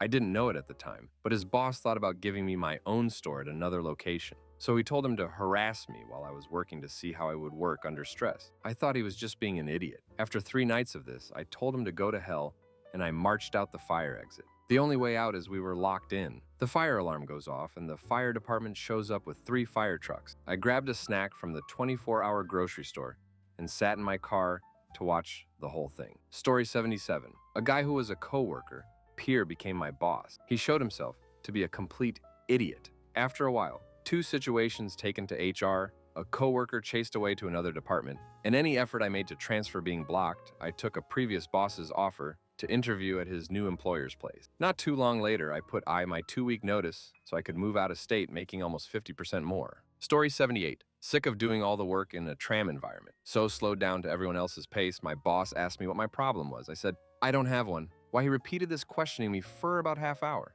He was really annoyed, so I told him to duck off. The boss told me to duck off. I walked out, never went back. Good rides, best move I've ever done. Story 79. I took a vacation for my birthday. Turns out they canceled it and put me on the schedule, but I was camping without reception, so I didn't know. Came back, got reprimanded, and decided mine wage was not worth this and walked out. Story 80. My manager kept ignoring his 3 direct reports. It was like our opinions and experience didn't matter at all. I couldn't get more than 20 minutes of conversation with him per week, but he was constantly sitting around with the entry-level staff trying to fit in. During leadership meetings, he'd agree with us on a plan and then completely change course without informing us. This meant when we tried to move forward, our direct reports would say, no, we told manager we wanted to do X, and he said, okay. The last straw was a meeting with HR, where we were told that we wouldn't be hiring our new direct reports, but the entry-level staff would be doing it, and then they'd get assigned to us. One of the other lead team members quit right after that meeting, and I left without notice 2 weeks later, at the beginning of the busy season when we were already canceling engagements due to low staffing. Story 81, winter 2005. Doing a temp gig at a market research firm, essentially interviewing high-level execs to create leads for sales. Had told them have a sketchy back, so would require height-adjustable table or special chair. Got neither. So one day, early afternoon with hurting back, I simply stand up to stretch for a few minutes. In an instant, some supervisor stands behind me saying, "What are you doing? Sit down." I reply with the whole story about my back and the furniture I should get due to law and don't have, and that I just need to stretch a few mins. And he goes, "That's not my problem. You are disturbing concentration on the floor. Sit down." And I am like, "Oh, but I'm gonna make it your problem," and quit on the spot and leave. Story 82. I quit a marketing research company because rather than do the job of figuring out who is buying the product and which ads speak to them, they dictated only speak to X people because no one else buys the product. We're talking things like chewing gum, such generic items. Defeats the purpose of us gathering data if you're already skewing it. Story 83. In 2013, I quit a factory job by calling and telling them an hour before my shift because I was just too tired to go that night. I had been working 7 p.m. to 7 a.m. and just couldn't do it anymore. I got the best sleep that night. Best decision ever. Story 84. It was a crap show, and that's exactly what I told them when I quit. My manager actually told me that he appreciated my candidness and asked me if I could still cover Monday because he was on the hook with clients. Yeah, no. Story 85. Oh, I have a doozy. So for relevant context, medical field adjacent job, HIPAA, etc. Lots of legal crap about not being able to leave patients unattended, etc. When I was hired, we had 4 people, myself included, working night shift. Now, essentially, night shift did the same crap as day shift, minus a few things, because obviously patients are supposed to be asleep. Some nights were busy, some were dead. Point being, we usually had stuff to do, and even on dead nights, we still had paperwork and observations that needed done. When I first started, I was told how my boss would be great, and he was, by the 3 peeps who had been working here since the year before. Things went pretty good aside from crafty pay, until about a week later when someone in another department decided that they wanted more power. So they introduced a new thing we had to do, which involved watching patients take medication. Please note that none of us were nurses. The subsequent confusion on our end was then blown up out of proportion, and they used this as a talking point about how everyone at the facility needed to be under the same management for communication reasons, saying that it would be better and there'd never be another problem. So we got put under the facility manager. Our previous boss, who works nights at the other facility and would go back and forth between the two, is now not able to come down and help us if anything happens. They started making demands and changing stuff a lot. Then the company got bought out by a secondary equity company and cut about 70% of the staff. So I went from working with at least 2 other people a night to just me. The other night shifter worked different days than me, so for 6+ months it was me by myself and maybe 1 or 2 nurses on the other side of the building. They still expected me to get the same, if not more, amount of work done, watch well over 30 patients at a time, and be there constantly. The other shifter and I had to trade days off because no one was willing to cover our shifts if we wanted to use our PTO. So what this would look like is, say, X wants to take off a day next week. She would work her 30 hours, take the 10 of PTO, and I would essentially have to work 50 that week to cover, as we couldn't leave the area empty. Well, our third boss, surprised the one who did the power move got fired for other stupid crap, decided she didn't want anyone having overtime. So she decided that if we wanted to use our PTO, it would have to be done as follows. X wants a day off, X and Y trade shifts in the same week. Essentially, we wouldn't be able to actually use the PTO. She wanted us to both work our 40 hours, though I suppose since we put the PTO request in, it would be like losing those hours requested while working our normal shift. Brilliant. Boss tried to bully me the week before into talking about which days I would trade the coming week. I wasn't willing to do that as I had plans to be out of town, and I saw her scam for what it was. So I quit over text and they had no one working my shift for several months. Whole place was a ducking nightmare. Glad I left. X told me later that when I left, crap hit the fan. X ended up leaving not too long after. Story 86. When I was in college, I worked in device repair, laptops, phones, iPad, etc., and IT sales at the campus store. It was great, but I was capped at 28 hours a week as a student. So over the summer, I was looking for a full-time gig at similar pay. One of my friends recommended the place he worked at. It was lower hourly, but I was to get skiffs, meaning a small amount of money for every device that I fixed. I would be taking his old position, and that would make up the difference and give me the chance to make more. The hours were also weird. They wanted me to work 10 a.m. to 7 p.m., but everyone else got to the office at like 8 a.m., and the storefront was only open 9 a.m. to 6 p.m. Okay, sure. But they also ran a side bulk device repair out of the warehouse in the back, which was supposed to be a plus for me because I could be repairing devices constantly. More skiffs. So I had to learn a few new things from a senior repair tech, made a mistake or two, nothing crazy, never the same one twice. Then week 3 or so, I was in the rhythm. I repaired so many devices for them, they ran out of parts during one of my shifts. I had to disassemble a device I fixed because a customer came in and we didn't have the parts to fix their phone. I was so pumped for my paycheck, dude. It was like 50 to 60 phones, 10 to 12 iPads, and like 15 plus computers. Paycheck had 0 skiffs. I was kind of confused, talked to my friend who was still working there. He was like, that's strange. They're supposed to increase in money over time, but you should be getting something each device. Talked to the owner who hired me, and he was like, well, we need to build confidence in you before you get the skiffs. Sure, but that's not what you said in the interview and not what my friend told me.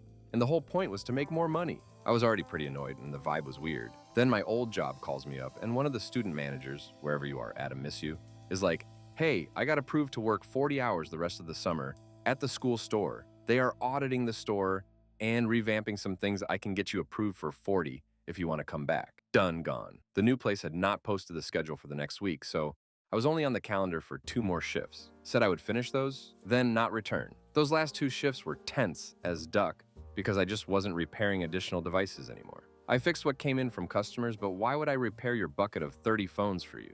You didn't pay me for the other 50. My friend kept working there, and the guy they hired to replace me needed to be fully trained.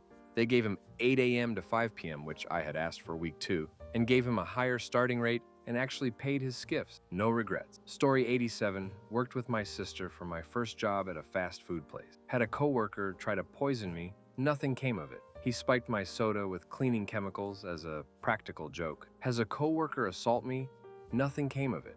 And had a coworker lie about me to try to get me fired? Nothing came of it. Straw that broke the camel's back. It was close to closing time. Sister was cleaning, and I asked her to make a dessert for a customer I was ringing up. She ignored me. I asked her a second time as I was making change, and she told me that she was there to clean, not help customers. I rolled my eyes and got the customer her dessert. 2 days later, the customer calls to complain that I'm a male chauvinist pig and a jerk. I tell management my side of the story. Manager believes me because he knows my sister's a Karen, and the customer waited 2 days to say anything, but general manager decides it doesn't matter. Despite 2 years of model service, I'm being placed on final notice for my first disciplinary action. I told them it wasn't necessary. I was going to quit anyway when college started. They just moved my final day up a month. Story 88. I was set up by management and was negotiated into resigning and losing my almost decade of work history and my retirement because the director was idiot and his minions who happened to be the managers and foremen. They didn't like that I didn't smoke cigarettes and race crafty wannabe stock cars. These assholes ruined my career because I wasn't stupid like them. There is much more to this story, but I already know there is no recourse for me at all. Story 89.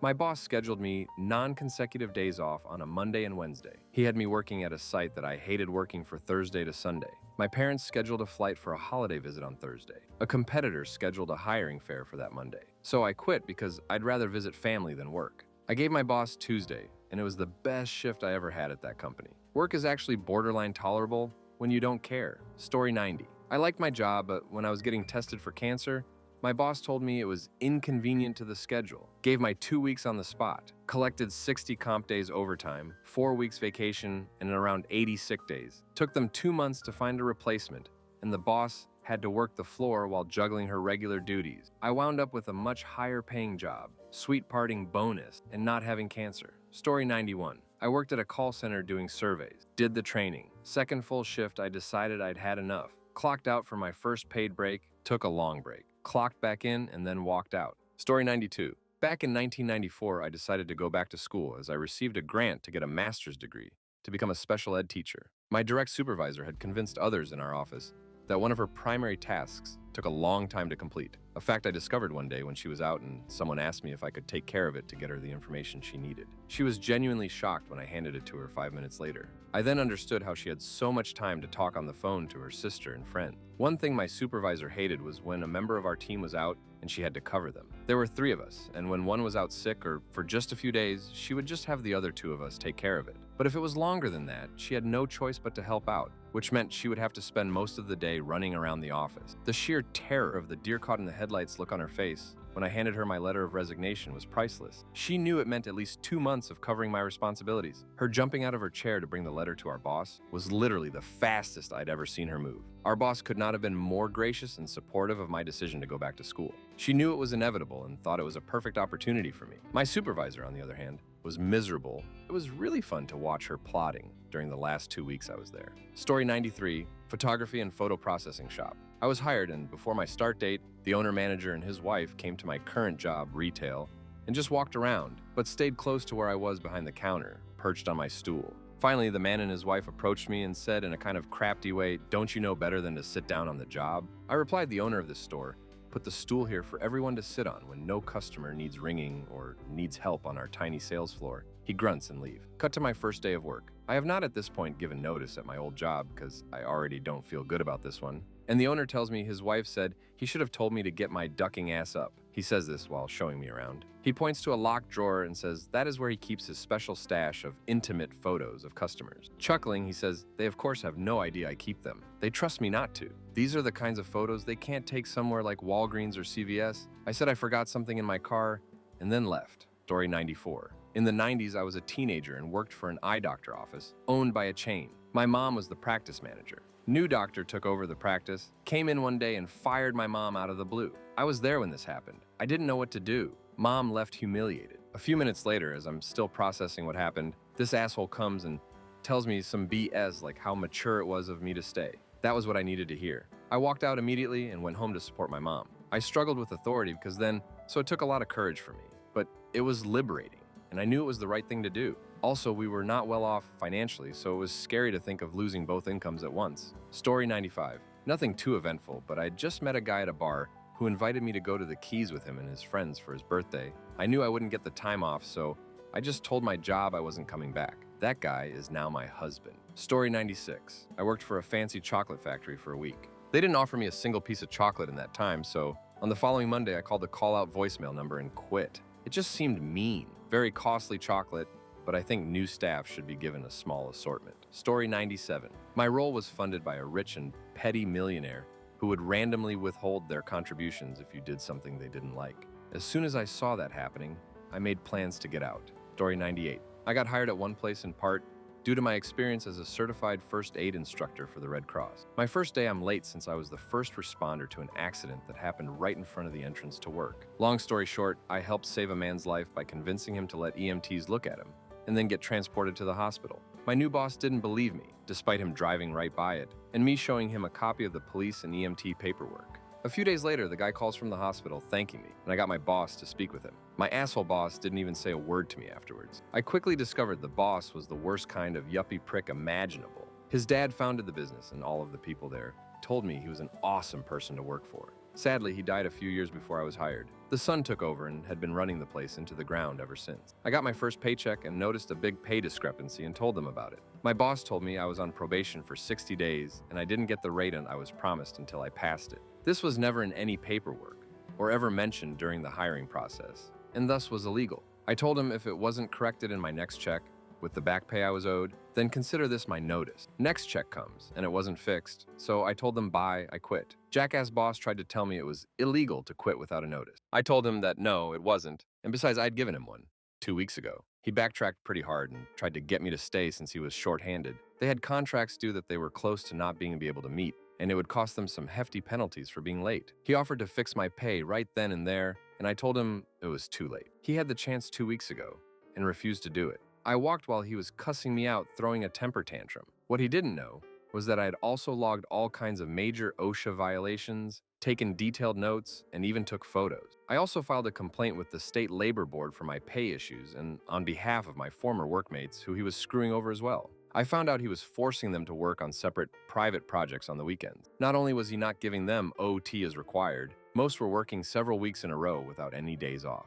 He threatened to fire one guy who got hurt if he went to the hospital after gashing his hand wide open. I took the guy myself and dared him to fire me for it. Then he reused to let the guy file a workers' comp claim. A week after I left, OSHA came in and he got fined $50K and threatened with closure if he didn't correct the most egregious violations in 1 week. The state took a lot longer to get on the ball, but when they did, they came down on him like a sledgehammer and got the feds involved too. My boss was engaging in some serious tax fraud and some other financial shenanigans, as well as bribing local city officials. He tried to throw his office manager under the bus, and she slapped him with a harassment lawsuit and more criminal charges. It took over a year, but he ended up getting convicted and sentenced to 10 years in prison for several felonies. The office manager got a very hefty settlement. The asshole boss had to sell the business, and his wife divorced him. Story 99.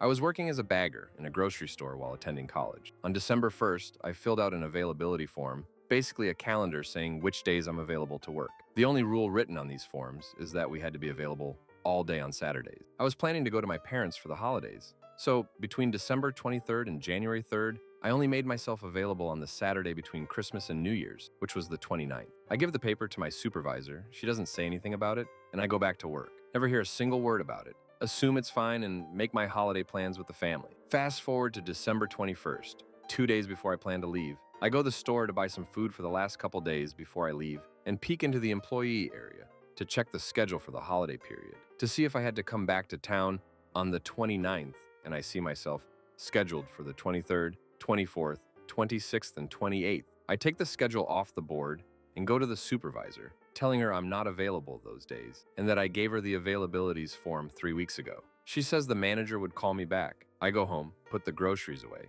and wait for Karen's call. Her name was actually Karen. She calls me and says that my form was invalid because I have to give 3 days a week. I respond that A, that's not what's written on the form itself, which only says Saturdays are mandatory. B, this was literally never said to me in the 9 months I'd been working there. And C, that doesn't magically give her the right to just ignore it and not ask me to change it in the 3 ducking weeks I worked since submitting the form. She could have come talk to me at any time, and I would honestly have been okay finding a compromise, like working the first days of 1 week and the last days of the second week to have 5 days off in the middle or something. But she never said a word to me, and I just assumed everything was fine. Then she tried giving me the age-old excuse of, if I make an exception for you, I'll have to make an exception for everyone, which I countered with the fact that I am literally the only bagger in the entire store whose family doesn't live in the city. Everyone else lives with their parents and doesn't need to travel for Christmas. Then she tried the good old, well, the schedule is out now, so I can't change it. Well, my availabilities have been out for 3 weeks, and I can't change them. I'm not canceling Christmas to bag cans of beans, so you're going to have to figure something out. So she offered me to quit and said she would rehire me in January. So I quit, and I found a better job elsewhere in January. Story 100. I walked out of the same job twice, for pretty much the same reason. The manager was giving one employee special treatment and not holding him to the same standards and requirements everyone else had to meet. Working different store position in a specific order, arrival and departure times, etc. So I told him it wasn't right, and I could do every single job better than that guy. And I could, but he didn't give me special treatment. So he started getting personal and attacking me, telling me I didn't have the balls to do something, blah, blah, blah. So I just turned away and walked out, changed my clothes, and hopped on a bus home. All while he was calling me, asking me to come back, and still insulting me. I was the only reliable person at the place. I would cover all missed shifts and worked 53 hours a week Monday to Saturday, open to close every day. But I genuinely liked the work and the people I worked with. So he called me for 5 days trying to get me to come back. I got a new job and had enlisted for the Navy because I needed more success and didn't see a good path outside the Navy. Well, a buddy who still worked at the job called me like 2 months before I shipped out and said the manager needed help, knew I was leaving, and wanted to see if I would come back till I went to boot camp. I said sure. The other job sucked hard, so I go back. 2 weeks in and he's pulling his same bullcrap. Well, me and my buddy were so good at our jobs that we would have the manager send everyone else to lunch during our lunch rush, and we could more than handle it. It was common occurrence for the three of us, including the manager, to handle our busiest time solo because we were all very effective at our position. Well, this day I decided duck Roy. He sent everyone else to lunch. I worked for maybe 5 minutes, so everyone that left were definitely already ordering food or whatever and just left out the back door. It was an oil change place, and I worked in the basement under the cars, draining oil and changing oil filters. And they had a second staircase in the basement that went directly outside and into the parking lot, and you couldn't see anyone walk out of the door. So I just went to my car and left. Didn't tell anyone anything, not even my buddy. So I just chilled in my apartment for 3 weeks till I went to boot camp and ignored his calls for the following week. Story 101. Well, I didn't actually quit. I was fired. But the reason was hilarious. Back in the 90s, I worked summer jobs pumping gas. Oregon was one of the few states that did not allow self-serve gas stations. Regular lead gas was still a thing. I made $3.35 an hour, and gas cost around $1 a gallon. One summer day, orders came down from corporate, who owned the chain. All workers are to wash windshields while pumping gas. No exception. At the time, people would come in for $5 in gas to get through the week, and gas pumps were as fast then as they are now, so $5 would go in about 30 seconds. No way for me to wash windshields in 30 seconds without serious hustle, and I ain't hustling for a min-wage job. Most of my coworkers felt the same, so we barely complied. Corporate got local management involved and started actually parking across the street to watch us while we worked and get onto people who didn't comply. So I came up with a petty compliance. I started washing every windshield, but I did not hustle. Gas continued pumping while I took my time getting the windshield clean. You didn't have to hold the pumps back then. Then I'd charge the car $5, even if they got $7, $10, or $15 in gas. At the end of the day, my till was $50 short. That represented about 15 hours of work at my wage. Or in today's prices, that would represent about $200. I got written up. Then a few weeks later, I made a mistake. I accidentally put leaded gas in an unleaded car. When that happens, the gas station is responsible for repairs, which usually involves replacing the catalytic converter, about $800 in labor at the time. So with the write-up from earlier, that was enough reason to fire me. Didn't really hurt though. I spent the week house sitting for a friend while looking for other jobs and found a nice temp job at a bank that paid twice what I was making at the gas station. Story 102. I was a waitress for a small pizza shop about a decade ago. I had booked a vacation months in advance as a friend was coming from another country. My boss approved it, no issues. The week of my trip rolls around, the schedule is posted, and there I am, scheduled all weekend. I mention my trip, point to it on the calendar, and she says, "Another waitress has to study for an exam. You need to be here. We are a family, and we support each other." At this point, I was over $1,000 deep in hotels and theme park tickets, and this was a waitress position. I told her I wouldn't be working those shifts, and if we were a family, she wouldn't be asking me to lose that much money and abandon a friend in a strange place. I told her I was happy to work what I was scheduled up until my shift, but that was it. She scoffed and asked if I thought she wanted me there. I walked over to the register, clocked out, and left mid-shift. Never answered a call or text again. I heard she wound up working a double solo on the floor that weekend. I bet she made bank, and I had a blast. Story 103. I worked at a cafe and a gym. The day I got hired, I said there was one night I could not work. I put it in, it was in the computer, and so on. Within 2 weeks, a member of the gym called pretending to be my dad and said there was an emergency. I went into a panic. It wasn't my dad, just this older gentleman telling me he'd had a house key made for me and was going to buy me a phone so I could talk to him. I threw up when I got off the phone, and the cook was like, "Holy crap, holy crap." Informed the higher-ups who told him he would not be allowed in the gym on days I worked and he couldn't talk to me. They felt that was good enough. I was wary on that part, and my dad said one more thing and just walk out. A week after this dude pulled that, they put me on the day I'd requested off and said it was the least I could do since they handled the stalker guy. I finished my shift that day, Took my shirt off badge and left it on the counter. Never looked back. Story 104. I had worked at this particular restaurant for almost 5 years. I was one of a few bartenders along with the owner's daughter. She was scheduled for Christmas Eve, and I was scheduled for New Year's Eve. I had tickets to a hockey game on New Year's Eve, so asked if she would like to switch. She agreed, and we got the switch approved by the manager. At this point, I'd like to mention that this was a small restaurant that closed at 10, so it may have been busier the night of New Year's Eve, but not by much. I worked the Christmas Eve shift with no questions asked. The day before New Year's Eve, I get a text from the GM saying I had to work New Year's Eve. I said no, I switched, and the switch was approved. He said he was aware of that, but I had to work it anyways. I simply said I'd be happy to work the rest of the shifts that week, but was not going to be there that night. He didn't respond, and I never went back. Story 105. I had to think back on this, but I remembered a good one.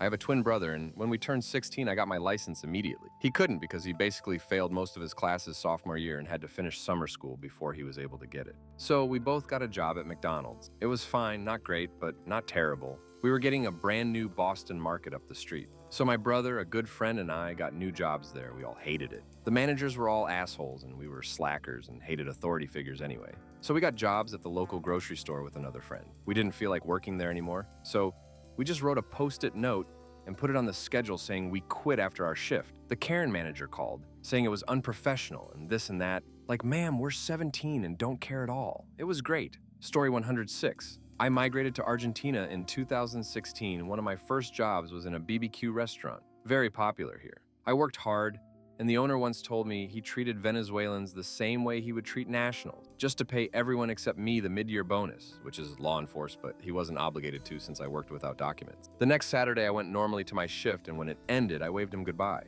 Sundays are the busiest days, and when he called me to ask why I wasn't there, I told him I quit. No explanation was given. I was bitter about it, but I ended doing paid shifts later because I really liked the crew. Actually made some good friends. This was no strings, so I chose to do shifts when I felt like it. Story 107. They told me I was sitting in the break room, ducking off for hours when I stepped in to take a bite of a Mounds bar and to drink my energy drink. Threatened to fire me over it, and I was a model worker the whole time I worked. I worked for about a year, rode my bike to work, always on time, real kiss ass to the boss. Yeah, well, at the time I was hot-headed, and that really pissed me off. So I got my bike from the back of the store and rolled it to the front, told the manager to take my shift and shove it up her ass, and she can take my job and shove it up her ass, and then proceeded to ride my bike out of the grocery store like a champ. And I was 16. Very empowering moment for Whittle Olme in Story 108. In the early 2000s, I was working part-time at a bookstore while at university. It was coming up to Christmas time,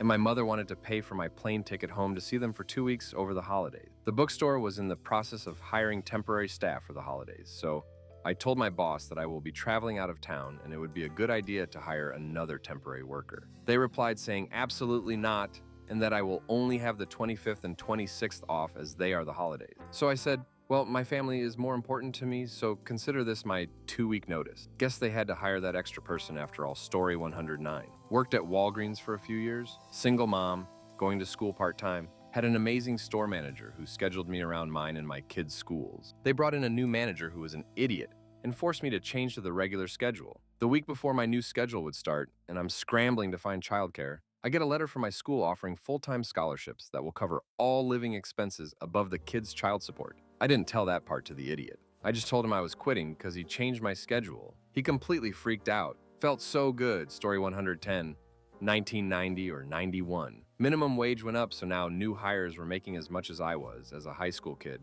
I worked the full Sunday shift, opening and closing the department. Saturday night girl was crap. My first 2 hours were finishing her work before I could do mine, all for the same pay. So I submitted my resignation note. Regional manager came in and said he could give me 5 cents an hour more if I stay. So I told him 5 cents raise, so I can do the other girl's work than mine? No, I'll stay resigned. My boss lived it because her hands were tied and thought it was as much BS as I did. Story 111. Senior year of high school, I was delivering pizzas. My jazz choir had the opportunity to represent the United States at the World's Fair in Milan, Italy. I put in the request months in advance. The owner took one look and said, "If you want that much time off, you're going to have to quit." I looked him right in the eye and said, "Well, I quit then," and walked out the door. I went back a couple years later and a few of the guys in the kitchen remembered me and gave me a free pizza, albeit after a few loving duck yours for quitting. Story 112. I quit Subway in 2001 because they wanted me to open and close the store despite being 16 with limited hours. They told me I could get my GED instead of a diploma. I stared at them like they had 5 heads because I was doing hybrid college and HS at the time. They had given me a nickel raise a month prior to make my wage $5.20 per hour. Story 113. My male coworkers were making more than me, and I was doing the same work. Said something, my supervisor wouldn't back me for a raise. I'd gone back to school during a temp layoff, finished 6 months after I was recalled. He had shocked Pikachu face when I handed in my notice. Story 114. Sonic, back in the 90s. I told him it was cutting into my sleep too much. It was true. My first night there, a school night, they kept me there to close, and we were there after midnight. Manager was shocked that sleep was more important to me than that crafty job. Story 115. Worked at gas station a few years ago and had enough of that BS, but I couldn't tell my mom I quit or she'd be upset. I had my friend create a fake email from the gas station terminating me, and she still believes that's what happened. What is the first sign that tells you when it is time to quit your job? Story 1. Sleepless nights or tossing and turning. Dread, feelings of dread. Wishing a car would T-bone you on the way to work just so you don't have to clock in. Maybe took that a little far. Maybe not. Story 2. When employees' workloads are increased without pay increase, especially when given a title promotion and responsibilities with no monetary gain. I'm out. Story 3. When you get a bad performance review. That may not get you fired, but it gives you a hole to dig out of. None of your current managers will comment negatively on you when you apply elsewhere. In fact, they may happily give you a good reference so they can get you out the door. Maybe they're unappreciative assholes. Maybe you needed to learn a lesson. Either way, start over. Story 4. Here's an early sign of trouble. You get conflicting directions from different members of leadership who are not communicating with each other. That's how you suddenly end up the subject of a petty power play custody battle. Abandon ship immediately. Story 5. When your manager's boss belittles you on a Zoom meeting for taking your allotted vacation approved months in advance. I answered emails and critical voicemails each day of the vacation. After pointing this out, he didn't back down or apologize. In retrospect, I should have started looking. Story 6. When a big publicly traded conglomerate buys your company, stay to hope they lay you off and you get a package. But if not, no good comes from it. They are there to suck every penny out of your company and dump it. Story 7. Years ago, I was so stressed out at work, I would cry on the way home. Then I started to cry on the way to work in the morning. Then one day I felt like I was going to start crying while I was at work, so I went to the bathroom to cry in private. But one of my coworkers was already in there crying. That's when I realized I had to get the duck out of there. Story 8. If others are leaving for one reason or another, it does happen, but they're not being replaced. Their workload is just being put on others or spread around, especially if this was supervisory work and they're not giving the title, pay raise to whoever they put it on. Story 9. When the company decided it's time to save some money, then they start nickel and diming their people instead of actual money wasted. It always starts with penny pinching OT and micromanaging the clock. Only gets worse from there. Story 10. Only time I saw the writing on the wall, we were bought by a large restaurant group. They had me transfer all their inventory to the new system and then brought someone in to learn from me. So they were having me train my replacement. One at the end because I got my ducks in a row and made a folder of their labor law violation. So when I got the call to the office, I just dropped it down and said I'd like to separate with all my benefits paid out and my salary until I found a new job. Also helps my brother is a labor lawyer in NYC, so having that kind of power on free retainer made a difference. In story 11, I go by the damn this rule.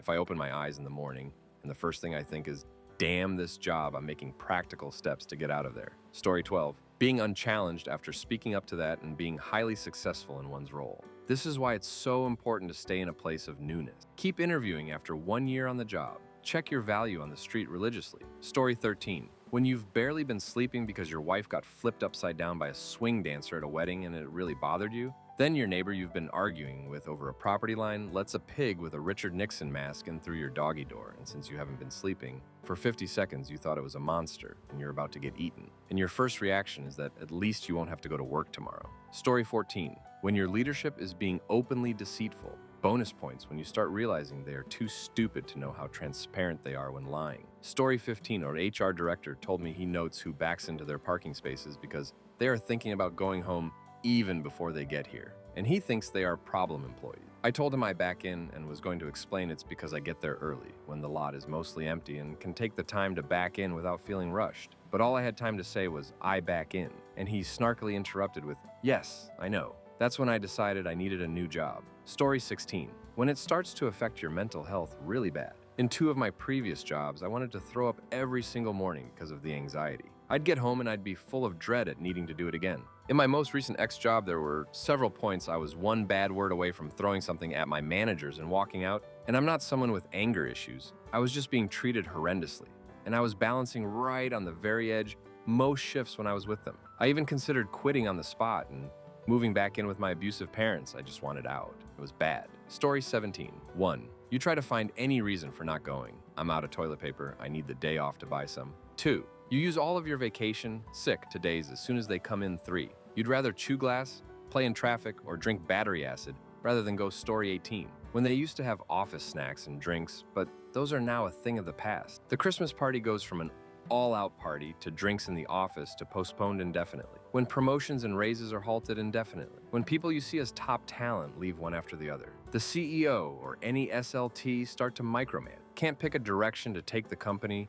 make terrible decisions, and appear to be completely out of their element, but try to overcompensate by going all in on moonshot ideas that are too expensive and dumb. Hiring slows down to a point where the company keeps passing on qualified candidates, looking for one specific perfect candidate who doesn't exist. They're hoping everyone they hire can save the company. Stock prices drop and it's all the SLT can seem to focus on. Your sales department gets gutted. Your company lays off research, copy, UX, recruiting, project management, and any other position that the CEO thinks he can just do himself. Source. I've worked for a lot of startups that didn't make it, and it's always nice to know when things are going downhill to get ahead of the layoff schedule. Story 19. For me, it was the day the manager sent around a spreadsheet so we could all list which Saturdays and Sundays we would be available to work over the next 2 months. Everyone could see what everyone else was putting down, and he got 2 keen young guys to start by putting down yes for every single day. No, there wouldn't be any extra pay for those hours, but once the crunch was over,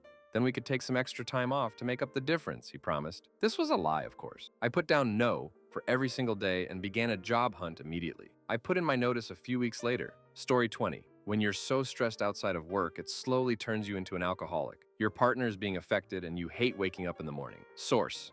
That was me for 2 years. Story 21. When your boss starts yelling at you for things they asked you to do, you did them. They ignored you doing them, then yells at you and calls you incompetent and no sense of urgency. Asks what they even teach in college, and that's why he dropped out and self-taught himself. Story 22. When you feel like you constantly want to puke because of fear and panic, being gaslit by direct supervisor that when crap is imploding, it's not that bad, you're just too in your head, trying to leave before I do irreversible damage to my physical health. Story 23. My first sign is there's a new CEO or supervisor. The company has changed all rules and procedures. Work hours and salary have been cut by 10%. They are not hired any new workers. Time to go. Story 24. You don't feel respected anymore. If you're trying your best and everything still becomes your fault, it's not you. It's the person running the place. Story 25. I think it's time to find something else when my job starts to take a toll on my mental health. I feel like I shouldn't have anxiety about going to work, something I've been doing 5 days a week for the last 4 years. Not able to sleep at night because I know there's some weird problem waiting for me tomorrow. I'm waiting for the stress-induced heart attack or brain aneurysm or something. But this is a stable job, and I just want to save up a little more of an emergency fund before I start looking for something else. Story 26. Poor leadership.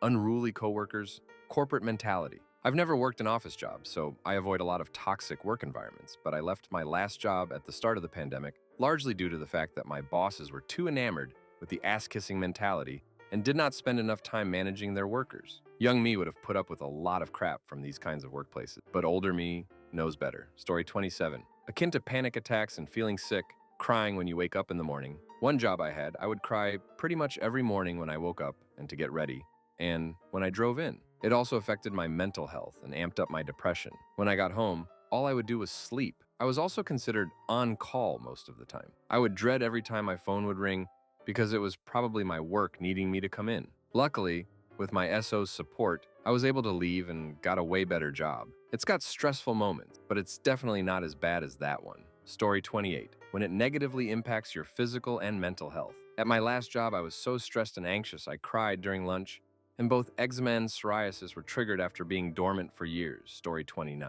When they hire completely ducking useless pieces of craps to help with your workload that you have to train, only to find out that those pieces of craps make more than you. Story 30. When you barely carry any discretionary or sick time because you use it the week you have it. I plan my sick days and all other accrued time as soon as I get 8 hours. Story 31. When they promise you something, they'll fix it, change it, multiple times and never follow through, especially when it involves your pay hours, when they take advantage of your extra help. Can you pick up this shift this week? Yes, but I only can. This week I usually have something planned. Yes, of course. Thank you. Proceeds to put you on that same shift 3 weeks plus in a row. Or, it's a big load today, but I'm not worried since you always stay and help often anyway.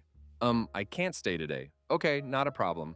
Then gets hours cut because of it. When seniority comes before good workers. We had to give the extra hours to the lazy, incompetent worker because they've been here longer than you. But you're a good asset to this company. We just don't have any more hours to give you the full time you originally applied for. Obviously said in different words. And I understand if the other person senior to you really is a good worker. But when it's a worker that even management complains about, that really ticks me off.